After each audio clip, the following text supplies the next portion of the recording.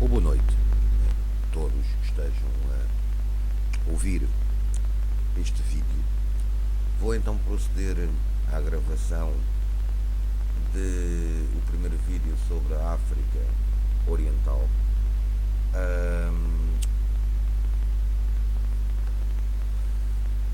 Este vídeo não sei se será uma série que vai ser continuada online ou se depois será continuada em termos presenciais.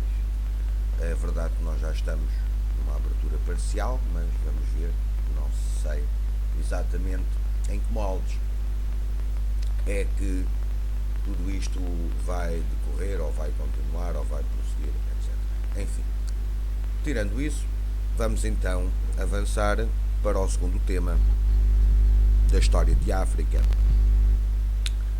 que eu designei como a África Oriental através das idades. E vamos então focar-nos nos estados que constituíram ao longo dos séculos os territórios da África Oriental. Mas primeiro, fazermos aqui um ponto. O que é a África Oriental? Segundo o critério geralmente adotado, que eu vou seguir também, os países que fazem parte da dita África Oriental são o Sudão do Sul, a Eritreia, a Etiópia, a Somália, a Tanzânia, o Uganda, o Ruanda, o Burundi, o Malawi, o Zimbábue, a Zâmbia, Moçambique, o Quénia e a Tanzânia, além das ilhas que existem no Oceano Índico. Isso é a África Oriental, como é aceito em termos internacionais. E é sobre esta geografia, então, que nos vamos debruçar. Começamos por nos debruçar sobre um estado que podem observar aqui no mapa, abaixo do Império Egípcio Antigo, que era a terra de Punt ao reino de Punt. É um reino que não se sabe exatamente onde se localizava, embora seja relativamente consensual que ficaria algures naquilo que nós podemos designar o Corno de África, ou seja, a Somália, ou eventualmente há teorias que dizem que a terra de Punt era também a antiga Eritreia. Sabe-se, principalmente por fontes egípcias, que foi um reino que existiu entre 2400 a 1069 a.C., mais ou menos. Era um dos principais parceiros comerciais do Egito faraónico e era conhecido pela produção e exportação de ouro, de resinas aromáticas, de madeira preta, ébano, marfim e animais.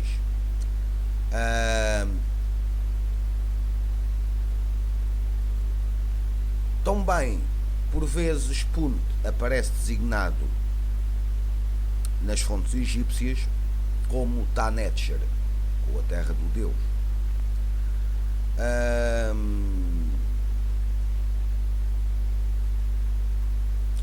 O que nós sabemos é que este estado desapareceu quando o chamado Império Novo também entrou em colapso e toda esta região entrou numa espécie de anarquia, de confrontos internos entre, seja dinastias rivais no Egito, seja os Cuxitas no sul que ascenderam. O que sabemos é que a partir de 1069 o reino de Punt aparentemente terá desaparecido. E hoje em dia uma das regiões administrativas da Somália, chamada Puntland, é assim nomeada ou chamada em homenagem ao antigo reino de Punt.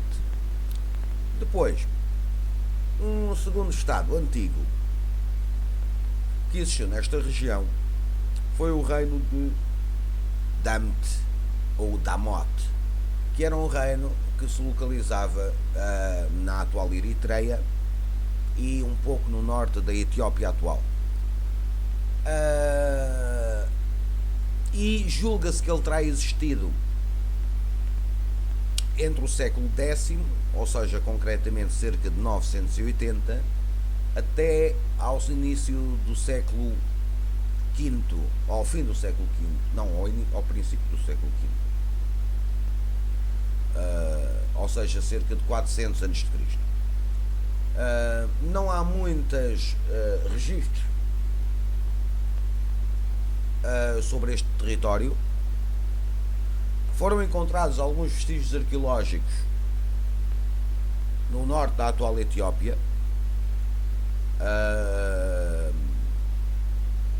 e também na Eritreia, mas principalmente no norte da Etiópia. E o que é consensual entre os historiadores e arqueólogos que analisam esta região é que o reino de Damt, além de ter contactos próximos com o reino de Sabá, do sul da Arábia, da Península da Arábia, ou seja, correspondente ao atual Iémen, terá desaparecido como entidade política e como civilização antes da ascensão do reino de Aksum. Há outra corrente de historiadores e de arqueólogos que diz que o reino de Aksum é uma evolução deste antigo reino de Damt.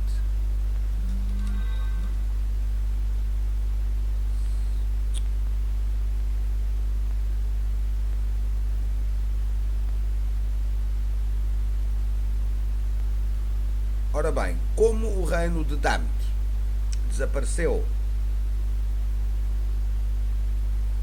no início do século I a.C.,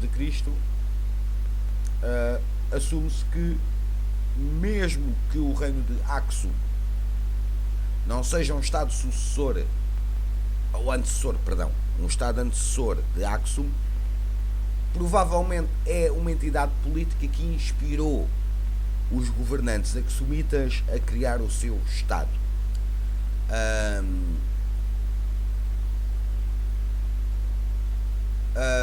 Porque lá está, depois do desaparecimento do reino de Damt, o planalto da Etiópia, a partir do século V a.C. até ao século I a.C., estava dividido por vários reinos pequenos, chefes, tribos. Ou seja, não sabemos de facto se é válida ou não a teoria que foi de Damt que partiu o reino de Aksum. Mas também não o podemos negar. Ora, e então, por falarmos em Aksum, vamos então falar do reino de Aksum ou do Império Aksumita, que foi um reino, como podem ver aqui no mapa, que no auge do seu poder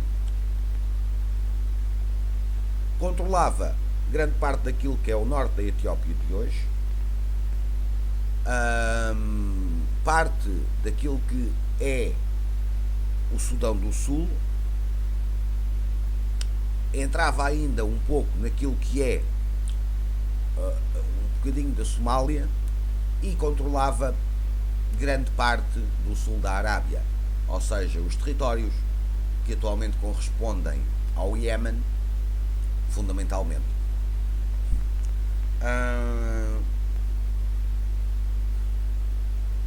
Sabemos que os reis de Aksum tinham um título, tinham uma titulária grande, ou seja, eles designavam-se, porque a escrita aksumita está traduzida, eles chamavam-se reis dos reis, ou seja, rei dos reis, vírgula, rei de Aksum, Imiar, Raidan, Sabá, Salene, Siamon, Beja e Tekush. Foi um grande estado que existiu e poderoso e influente nos assuntos internacionais que existiu entre cerca de 80 a.C. até o ano 940 d.C. A sua capital era a cidade de Aksum e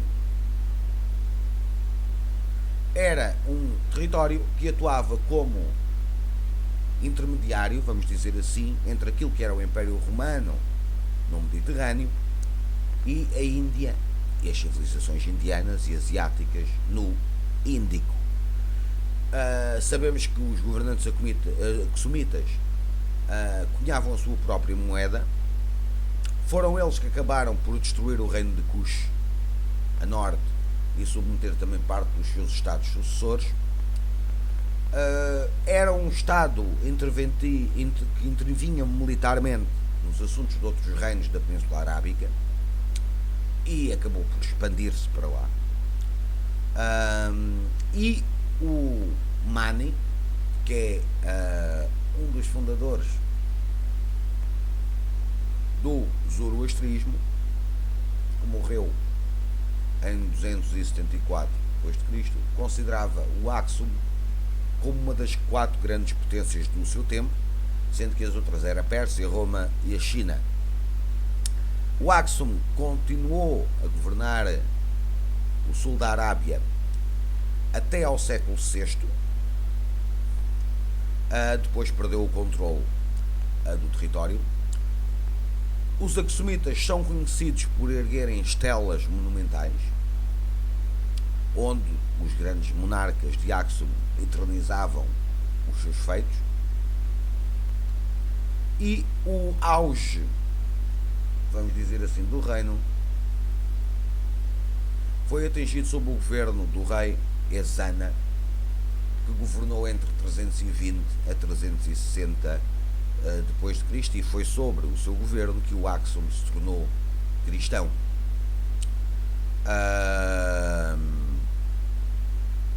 Posteriormente, o reino foi destruído por volta de 940 pela rainha Gudit, e o último rei conhecido do Aksum foi um indivíduo chamado Dil Naod.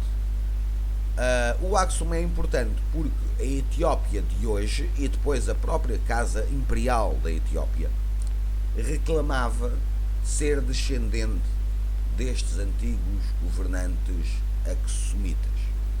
Por isso foi de facto um Estado importante, poderoso e influente no Mar Vermelho, no Oceano Índico e na ligação entre o mundo mediterrâneo e a realidade comercial do Oceano Índico.